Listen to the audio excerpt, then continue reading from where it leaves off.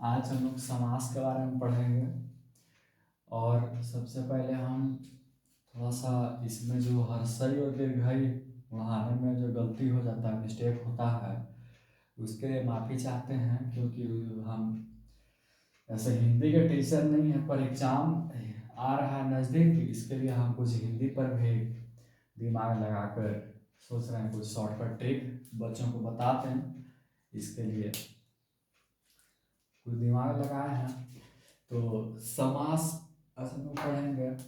समास का मतलब होता है, हाँ थोड़ा सा लिखा हुआ मतलब गिजबिज है, पर अगर आप इसको कॉपी पर लिख कर अच्छा से समझेंगे पैसेंस रख कर, तो यकीन मानिए कि 100% आपको समझ में आएगा।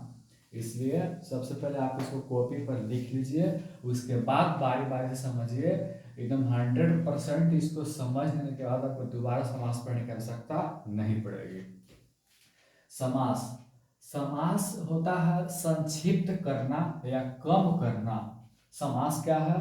संक्षिप्त करना या कम करना। मतलब कि कोई वर्ड बहुत सारा लिखा हुआ है और उस वर्ड को संक्षिप्त यानी छोटा कर दिया जाए या कम कर दिया जाए, वही समास होता है।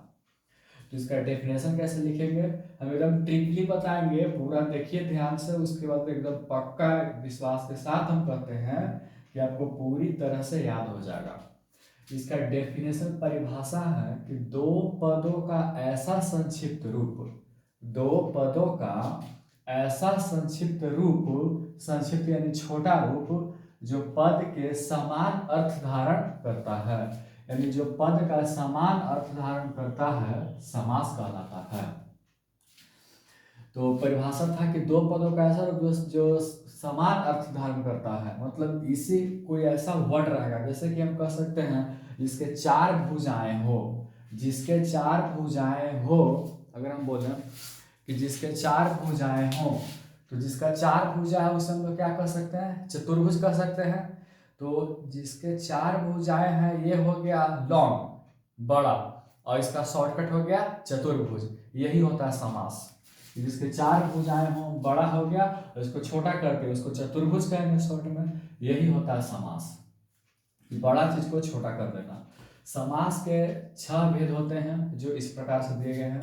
द्वंद्व समास, तत्पुरुष समास, बहुव्रीहि समास, कर्मधारय समास और अव्ययी भाव समास, और एक होता है द्विगु समास। तो यहाँ ट्रिक हम लिखे हैं, इस ट्रिक से हम लोग 6 समास के बारे में जानेंगे। सांस दादा के कब ऐतई, जैसे दादाजी थे जो मतलब एक्सपायर कर गए, तो उनका पोता कह रहा है कि सांस दादा के कब ऐतई, सांस दादा के कब ऐतई। तो सांस मतलब हो गया समास, और दादा मतलब दो गो द है, तो एक हो गया द्विगु समास, एक हो गया द्वंद्व समास। क से हो गया कर्मधारय समास, और अ से हो गया अव्ययी भाव समास, और त से हो गया तत्पुरुष समास। चलिए सब हो गया। तो यही था, द से दो गो द है, एक द से हो गया द्विगु समास, एक द से हो गया द्वंद्व समास, क से हो गया कर्मधारय समास, देखिए यहाँ पर लिखा हुआ है सारा समास, और ब से हो गया बस नहीं, अ से हो गया अव्ययी भाव समास, और त से हो गया तत्पुरुष समास। यहाँ मिला मिलाकर आप इस तरह से देख सकते हैं। सांस दादा के कब ऐते ई ठीक से सारा समास खत्म हो जाएगा। इसको आप लिख ले सकते हैं, इसको हम इरेज कर दे रहे हैं। चलिए अब आगे देखते हैं। तो अगला पॉइंट है कि द्वंद्व समास आखिर कहते किसको है। तो देखिए हम ट्रिक से आप करवाएंगे। द्वंद्व, द्वंद्व युद्ध आप सुने होंगे कि एकदम द्वंद्व युद्ध चालू है, स्टार्ट हो गया। दो भाई लड़ता है तो मम्मी गुस्सा में बोलते हैं ना है कि एकदम द्वंद्व युद्ध कर रहा है। तो द्वंद्व मतलब होता है क्या? एकदम मजबूत, दोनों तरफ से मजबूत है। दोनों क्या है? द्वंद्व मतलब कि दोनों तरफ क्या स्ट्रॉन्ग है, मजबूत है, उसको बोलते हैं द्वंद्व। उसको क्या बोलते हैं? द्वंद्व। तो द्वंद्व का हम रिलेट करेंगे कि जिसका दोनों पद प्रधान हो। पर दोनों पद कहने का मतलब होता है कि एक पद ऐसे है, एक पद ऐसे, कुछ लिखा हुआ है, जैसे लिखा हुआ है गंगा यमुना, गंगा यमुना। देखिए तो एक पद हो गया ये, एक पद हो गया ये। तो पहले वाले पद को बोलते हैं पूर्व पद, और बाद वाले पद को बोलते हैं अगला पद। तो ये हो गया कि भाई बहन गंगा यमुना सुख दुख। तो यही होता है, इसमें दो पद रहता है, तो एक प्रथम पद रहेगा, एक द्वितीय पद रहेगा, उसको हम लोग बोलेंगे इस प्रकार से। तो द्वंद्व समास, तो द्वंद्व समास का हो गया कि जिसका दोनों पद प्रधान हो उसको बोलते हैं द्वंद्व समास। द्वंद्व मतलब क्या हो गया, युद्ध करना। द्वंद्व मतलब हो गया एकदम युद्ध कर रहा है, उत्तर पद और पूर्व पद। द्वंद्व मतलब हो गया एकदम झगड़ा कर रहा है, दोनों क्या है, द्वंद्व युद्ध कर रहा है, यानी कि दोनों तरफ क्या है, बराबर है। जिसका दोनों पर प्रधान हो, जैसे भाई बहन, भाई और बहन दोनों पर इसमें क्या है, प्रधान है। गंगा यमुना, गंगा भी प्रधान है, यमुना भी प्रधान है। सुख दुख, सुख और दुख, इसको बोलते हैं द्वंद्व समास। सुख भी, सुख आता है उसके बाद दुख भी आता है, गंगा यमुना भाई बहन सब साथ में रहता है, इसको बोलते हैं द्वंद्व, यानी कि इसका दोनों पद प्रधान हो, पूर्व पद भी और उत्तर पद भी। उसके बाद है द्विगु समास। तो द्विगु समास क्या होता है उसको जानते हैं। द्विगु समास, द्वि मतलब देखिए, द्विगु समास मतलब क्या हो रहा है कि द्विगु मतलब द्वि, द्वि मतलब दो, और दो क्या होता है, अंक को डिनोट करता है, अंक मतलब कि संख्या को डिनोट करता है। द्विगु मतलब दो, द्विगु समास मतलब दो, और दो डिनोट करता है संख्या को। तो द्विगु समास का मतलब होता है कि जिस समास का पहला पद संख्यावाचक हो उसको दूसरा पद क्या हो, प्रधान हो। प्रथम पद प्रधान प्रधान नहीं रहेगा, दूसरा पद प्रधान रहेगा, और पहले का पद रहेगा संख्यावाचक रहेगा। जैसे देखिए पंचवटी, तो पंच मतलब पांच होता है, और वटी तो देखिए पहले का क्या है, संख्यावाचक है कि नहीं। चौराहा, चौ मतलब चार, और राहा मतलब जो चारों तरफ से रास्ता रहता है उसको चौराहा बोलते हैं। चतुर्भुज, चतुर्भुज मतलब चार, और भुजा, चार भुजा तो चतुर्भुज हो गया। देखिए इसमें खास एक इम्पॉर्टेंट है कि द्विगु समास और ये वाला समास, द्विगु समास और बता रहे हैं, पीछे दिखाते हैं, हाँ बाहुव्रीहि समास, ये दोनों में क्या फर्क है देखिएगा, समझिएगा। ये दोनों बहुत कम मतलब दिमाग डिस्टर्ब करता है, इसलिए दोनों को हम अच्छा से समझेंगे। द्विगु समास, जिस समास का पहला पद संख्यावाचक, द्विगु मतलब द्वि मतलब दो होता है और दो संख्या है, इसलिए संख्यावाचक समास रहेगा। तो जिस समास का पहला पद संख्यावाचक हो और दूसरा पद क्या हो, प्रधान हो, जैसे पंचवटी, चौराहा, चतुर्भुज, चार भुजाओं का समूह है। देखिए बहुव्रीहि समास, बहुव्रीहि समास क्या होता है देखिए, समझिएगा पहले। बहु जो घर में होती है तो उसकी सास क्या करती है, किसी दूसरे मतलब घर के बगल के औरत से जाएगी और अपने बहू के बारे में शिकायत बड़ाई जो भी होता है अपना बात करेगी, यानी कि दो औरत मिलके तीसरा के बारे में बात करे, वही होता है बहुव्रीहि समास। तो बहुव्रीहि में वही होता है, दो शब्द मिलेगा, एक तीसरा बात कहेगा जो उसी से रिलेटेड रहेगा, वही होता है बहुव्रीहि समास। बहु में यानी कि दो वो रहता है, सास रहा, एक बगल की औरत रहेगी, दोनों बात करेंगी अपने पुतह को मतलब बहू के बारे में, वही होता है बहुव्रीहि समास। ऐसा ज्यादातर गांव में होता है।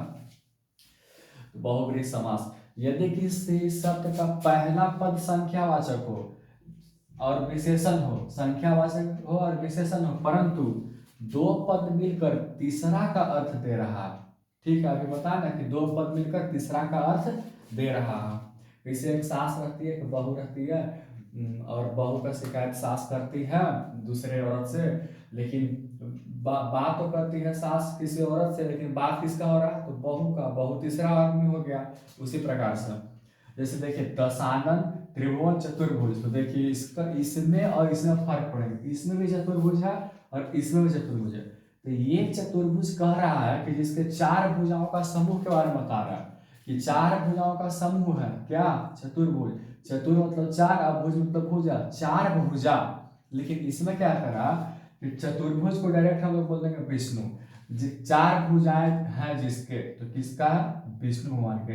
तो इसमें ये वाला वर्ड आएगा, इसका अर्थ होगा विष्णु, डायरेक्ट एक नाम दे दिया कि कौन, विष्णु, जिसके चार भुजाएं हैं, तो क्या हो गया, विष्णु। देखिए ये हो गया बहुव्रीहि समास।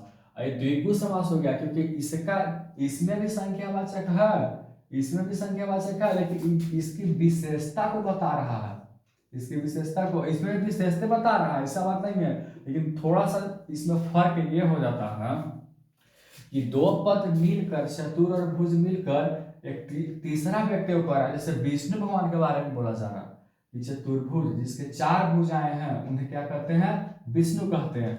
यही बता रहा है कि जिसका 4 भुजा की समूह है, जिसके 4 भुजा है उसको बोलते हैं चतुर्भुज। ये बोल रहा है चतुर्भुज के बारे में और ये बोल रहा है विष्णु भगवान के बारे में, बस यही फर्क है। ये तीसरा आदमी आ गया कि विष्णु भगवान तीसरा आदमी आ गया, लेकिन जिसके 4 भुजाएं हैं उसको कहते हैं विष्णु, और इसमें जिसके 4 भुजाओं का समूह है उसको बोलते हैं चतुर्भुज। यही दोनों में फर्क है। अगर ये फर्क आप लोगों को समझ में नहीं आया तो फिर से आप इसको पीछे करके वीडियो को देख सकते हैं बैक करके। अब आ गया कर्मधारय समास। इस समास में एक पद विशेषण होता है और दूसरा पद विशेष से। अब पहले जानते हैं विशेषण क्या है और विशेष क्या है। तो विशेषण और विशेष यहाँ पर समझते हैं।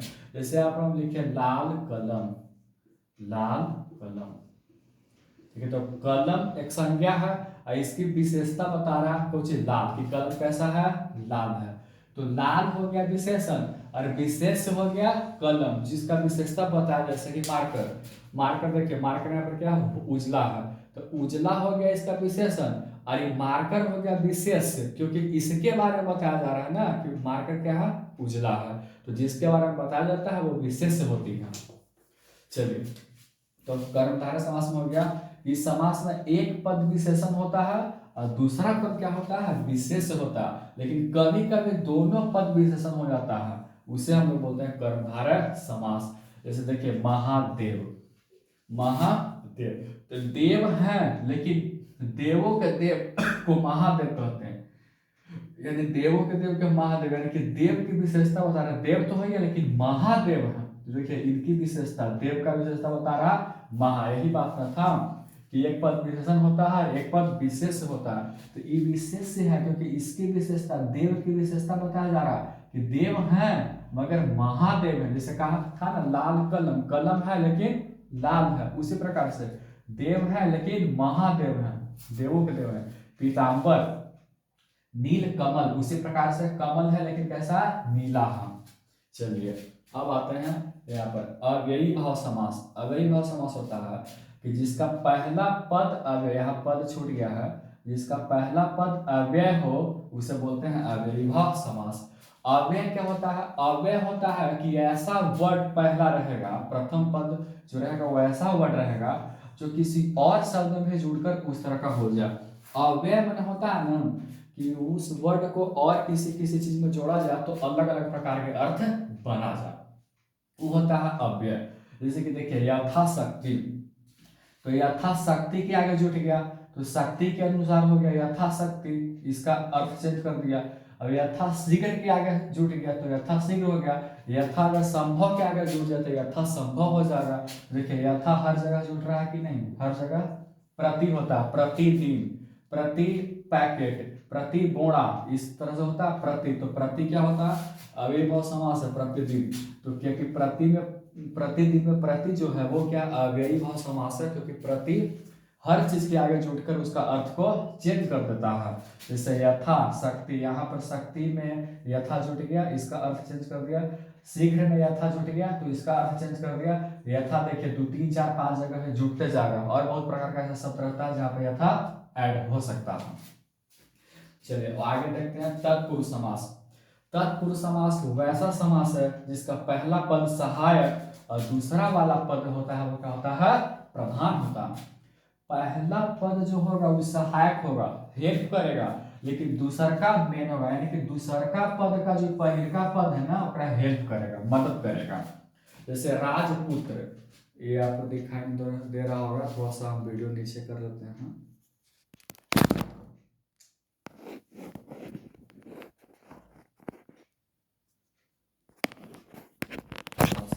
अच्छा ऐसे करके हम दिखा देते हैं, देख लीजिए। जैसे राजपुत्र थोड़ा सा लास्ट में है, जैसे राजपुत्र है, तत्पुरुष समास में बता रहे हैं राजपुत्र, तब पुत्र है लेकिन देखिए राज क्या बता रहे हैं, राजा का पुत्र, राजपुत्र यानी कि राज कर रहा, यानी राजपुत्र किसको बोलते हैं, राजा का बेटा को क्या बोलते हैं, राजपुत्र। राज के जो पुत्र होता है उसे बोलते हैं राजपुत्र। राज रानी, जो राजा की रानी है, जो राजा की वाइफ है, उसको बोलते हैं राज रानी। तो ई वाला पद है प्रधान है, लेकिन ई वाला क्या कर रहा है, उसका मदद कर रहा है। ये पद ये हो गया बाद, पहला पद ये बाद बोला, तो पहला पद इसका हेल्प कर रहा है, रानी को हेल्प कर रहा है, मदद कर रहा है। तो इसको बोलते हैं सहायक, की सहायता कर रहा। और रानी हो गया मेन पद। रोगग्रस्त, ग्रस्त है लेकिन कौन चीज से ग्रस्त है? रोग से। तो यही ना पढ़ाए थे भी कि तत्पुरुष समास वैसा समास जिसका पहला पद क्या हो? सहायक, और बाद वाला पद क्या हो? प्रधान हो, वही होता है तत्पुरुष समास। तो यही था राजपुत्र, राजा का बेटा। राजपुत्र क्या बोलते हैं? राजा का बेटा। राज रानी, राजा के रानी। अब के कहाँ से आ रहा है भाई? तो के अब कर्ता कर्म वाला पढ़िएगा तब समझ में आएगा, उसका अगला वीडियो हम बना देंगे, लेकिन पहले यहाँ समझते हैं। राजपुत्र यानी कि राजा के बेटा, राज रानी राजा के रानी, रोगग्रस्त यानी रोग से ग्रसित है, रसोई घर जहाँ खाना बनता है।